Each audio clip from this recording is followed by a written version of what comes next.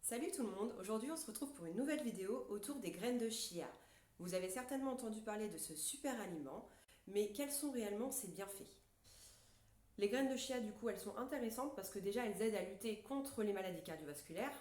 Ensuite elles sont riches en fibres, du coup elles activent le transit et au contact de votre estomac en fait et du liquide en général, elles gonflent.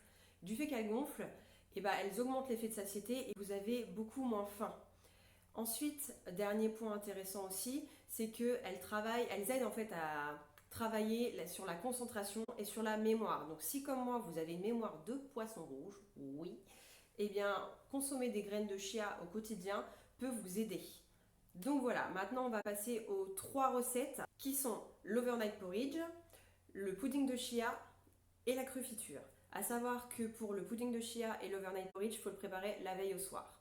Mais ça prend vraiment, allez, 2 minutes et encore j'exagère. Donc maintenant, on va filer en cuisine. C'est parti! Donc la première recette, ça va être l'overnight porridge.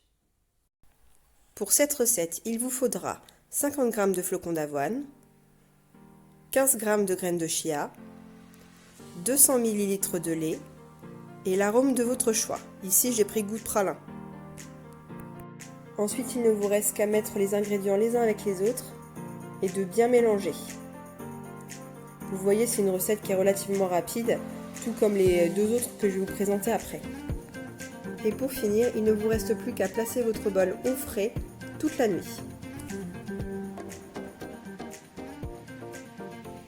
Donc voilà à quoi ça ressemble le matin. Ensuite, vous rajoutez ce que vous voulez dessus. Moi, ça va être fruits, crufiture et noix de coco.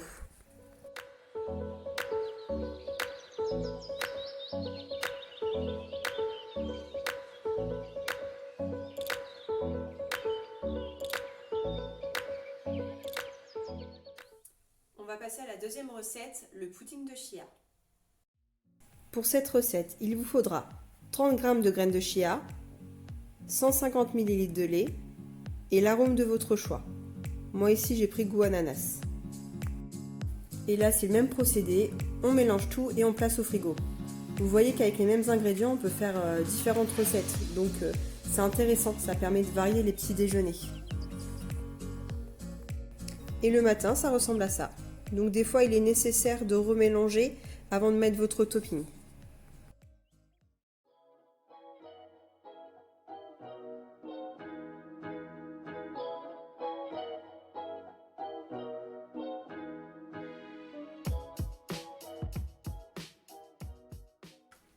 Et on termine avec la dernière recette, la crufiture. Donc là, ça va être avec de la framboise, mais après, vous mettez vraiment ce que vous voulez dedans comme fruit.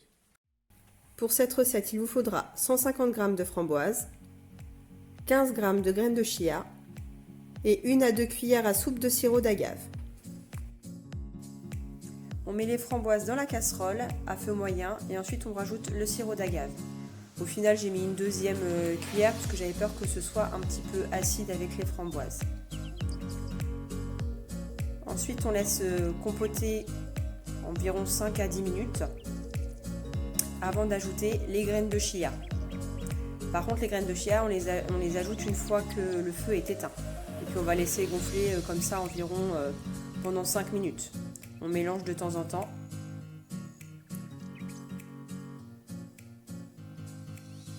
Et ensuite, il ne reste plus qu'à mettre dans un pot en verre et laisser refroidir avant de pouvoir mettre au frigo pour environ une semaine.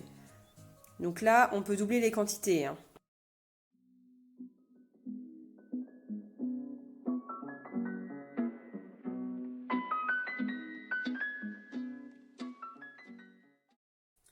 Voilà, cette vidéo est maintenant terminée. J'espère qu'elle vous aura plu. N'hésitez pas à me laisser un petit pouce bleu et à vous abonner. Et on se dit à plus tard dans notre vidéo.